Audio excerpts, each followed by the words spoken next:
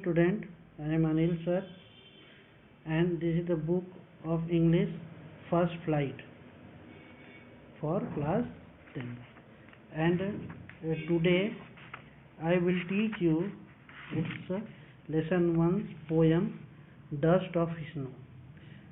The way a crow shook down on me the dust of snow from a hemlock tree has given my heart a change of mood and saved some parts of day I had rued.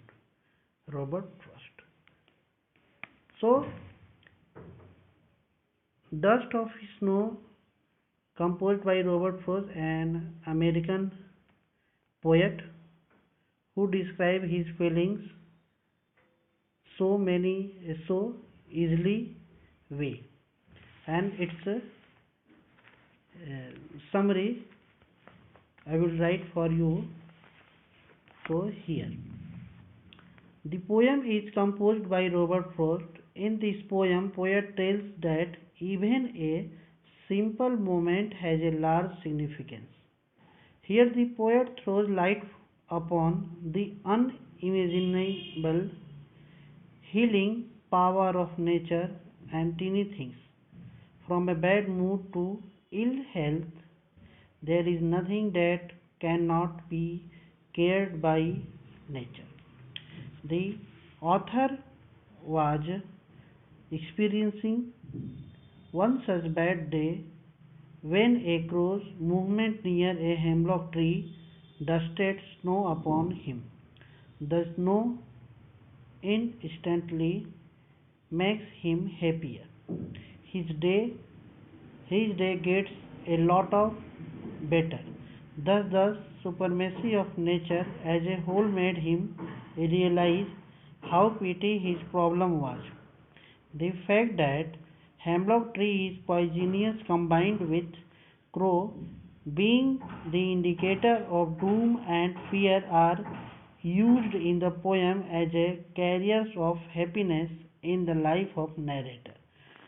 यहाँ जो poem में जो summary का जो सारांश है, इसका ये जो डस्ट ऑफ स्नो जो कि रॉबर्ट फ्रॉस्ट द्वारा लिखा गया है, इसमें यही है कि जो जब पोएट एक हेमलॉक ट्री के नीचे खड़ा था और ये अपने दुख भरे पलों को याद करता था, जो उसका अपने पास्ट, अपने जो बीते हुए कल को जब वो याद कर रहा था और उसमें खोया हुआ था और अपने सुंदर जो मनमोहक दृश्य था जो उसके चारों ओर था, उसकी अनदेखी करते हुए उस पेड़ के नीचे खड़ा था। लेकिन जैसे ही एक पक्षी, जिसका नाम यहाँ कौवा एक पक्षी उस हेमलॉक जो कि एक पॉइजनियस ट्री था उसके ऊपर बैठा और जब उसके पंखों के फड़फड़ाने से जो बर्फ जो थोड़ा हेमलॉक ट्री पे गिरा हुआ था, पड़ा हुआ था,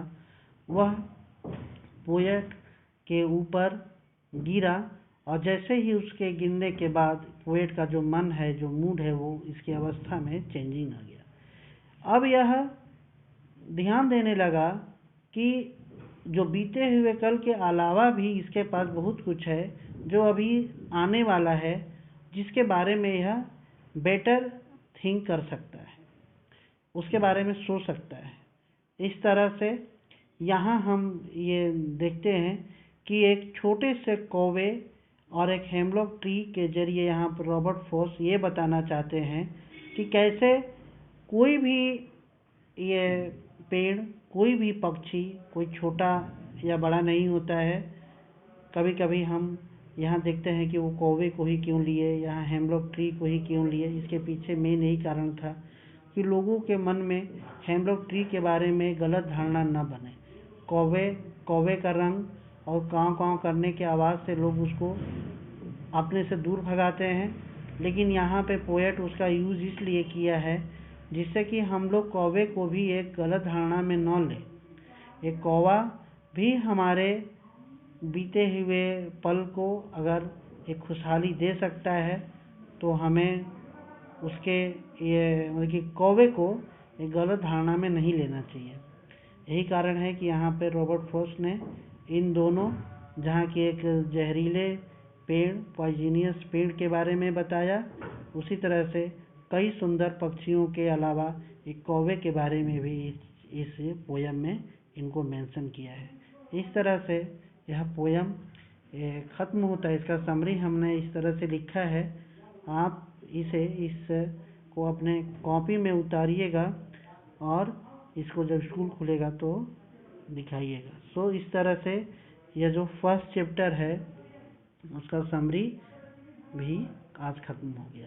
पिछले बार हमने लैंचो के बारे में बतलाया था जो इसी चैप्टर का था, और अब हम आपको क्लास 10 का लेसन 1 पोएम का डस्ट ऑफ स्नो का समरी लिखवा चुके हैं। So thank you very much. आप इसे मन से लर्न करिएगा। Thank you.